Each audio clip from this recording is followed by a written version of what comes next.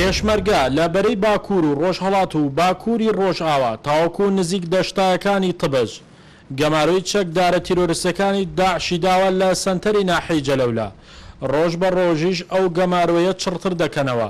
فەرماندە سەربازەکانی هێزی پێشمەرگەش لەو سنوورە ئاماژە بۆ دەکەن تیرۆریستانی داعش لە جەلەولا بە تەواوەتی لاواز بوون و توانای ڕوبەڕووبوونەوەی هێزی پێشمەرگەیان نەماوە و تیشیان تەنها ئەوە نەبێت ناوە بەچەکی قەناس بەبێ ئەوەی زیانی بۆ پێشمەرگە هەبێت تەقەت دەکەن و پێشمەرگەش وەڵامی خەستیان ئەداتەوە.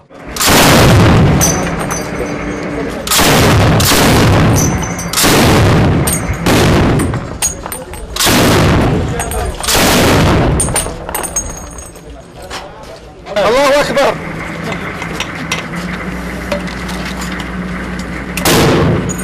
الله أكبر.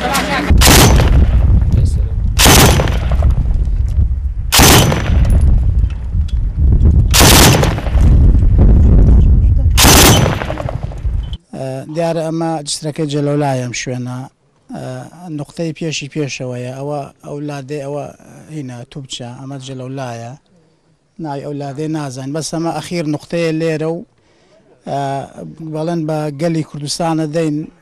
مەگەر بە مل خوێن و تەرم و جەنازە ئێمە دوژمن بتوانێت ئێرە بەزێنێت و بڕوە لەبەرەوە دڵنیاشتانەکەین ورەی پێشمەرگە زۆر بەرزە و ورەی داعش و تیرۆریستان زۆر دابەزیوە و وەک جاران وجود و جموجوڵیشان بەو شێوەیە نەماوە و پێشمەرگەیەکی لیوای شانزە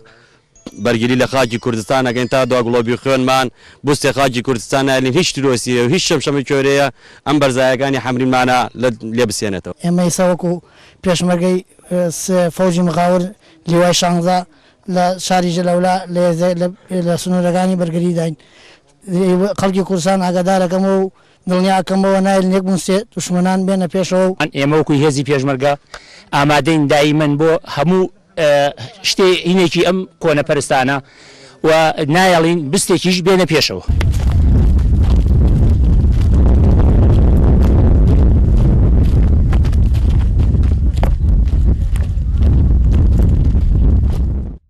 بەرزایەکانی جەلەولا لە دیوی نەقشبەندی تاوەکو پردی دەواازەی جەلەولا لەسەر ڕێگای کەلار و بەشێکی زۆر لە دەشتایەکانی تبج و دەور و پشتی گوندی باهێزە و جمێلە و ڕێگای قەرەتەپەت جەلەولا لەلایەن لیوای شانزەی هێزی پێشمەرگەی کوردستان و فۆجی سێی لیوای نەوت و غازی سلێمانیەوە کۆنتترۆل کرا و جوڵەی چەکدارانی داعشیان پەخستۆ و بە ئاسانی جەلەولایان خستۆتە ژێر ڕەحمەتی گولەی چەکەکانیان بۆ ئەمەش ئەو پێشمەرگانە وتیان لەم قۆڵەوە باڵندە و مەلیش بە ئاسانی لە دەستی پێشمەرگە نافڕێ جاچ جایەوەی چەکدارانی داعش.